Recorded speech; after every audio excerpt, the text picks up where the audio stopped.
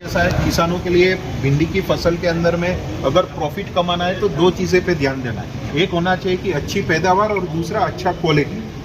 अगर पैदावार सिर्फ पैदावार है और क्वालिटी नहीं है तो भी किसान प्रॉफिट नहीं कमा सकता, और सिर्फ क्वालिटी है और पैदावार नहीं है तो भी प्रॉफिट नहीं बन पाए। अगर प्रॉफिट कमाना है किसानों को तो उनको पैदावार और क्वालिटी ये दोनों भी मिलना ज़रूरी है। और इस चीज़ को ध्यान में रखते हुए तो हमारा जो है रिसर्च भिंडी के अंदर चलता है। तो हम लोग क्या करते हैं कि ये क्वालिटी और पैदावार दोनों किस पे निर्धारित है, तो अगर देखें कि पैदावार जो है वो नंबर ऑफ पिकिंग और फ्रूट वेट के ऊपर निर्धारित है, और क्वालिटी है जो फ्रूट का कलर, साइज और शेप के ऊपर निर्धारित है। और उसका डायरेक्ट प्रोपोर्शनल है कि उसके अंदर में आने वाली बीमारियां और उसका प्लांट टाइप कैसा है वो डिसाइड करता है। तो अगर आपके पास में अगर ऐसा प्लांट है जिसके अंदर में YVMB ELCV की बीमारियां कम हो और उसका प्लांट टाइप जो है कि जिसके नज़दीक फ्रूट लगता हो, ब्रांचिंग अच्छा हो, तो वो ज़्यादा पैदावार दे सकता है। तो उसके हिसाब से जो है कि हमारा पूरा ट्रायल चलता है। तो वायरस स्क्रीनिंग का ट्रायल हम देखते हैं कि ये गुजरात के अंदर में, राजस्थान और हरियाणा के बॉर्डर पे,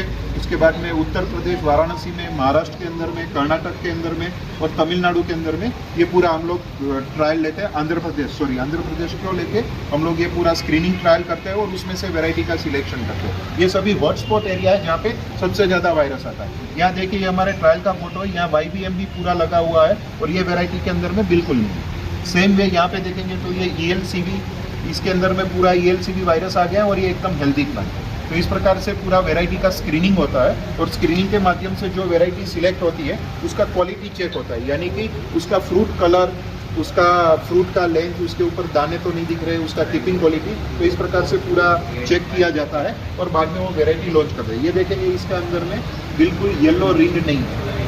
तो ऐसी वैरायटी जिसका कलर भी अच्छा हो, मार्केट एक्सेप्टेंस अच्छा हो, उस वैरायटी को जो है हम लोग लॉन्च करते हैं। उसके अलावा हम फील्ड के अलावा लेबोरेटरी के अंदर में भी आर्टिफिशियली व्हाइट फ्लाई को जो है वो प्लांट के ऊपर छोड़ा जाता है और देखते हैं कि इसके अंदर में, ये वैरायटी के अंदर में टॉलरेंसी कितना है। तो ये हमारा पैथोलॉजी का फैसिलिटी है जो आज आफ्टरनून में हम लोग देखेंगे, जहाँ पे आर्टिफिशियली हम चेक करते हैं कि वायरस के अंदर, वेराइटी के अंदर में कितना टॉलरेंसी है। ठीक, यहाँ पे ओकरा के मेजर डिजीज़ और उसके वेक्टर के बारे में जानकारी दी है।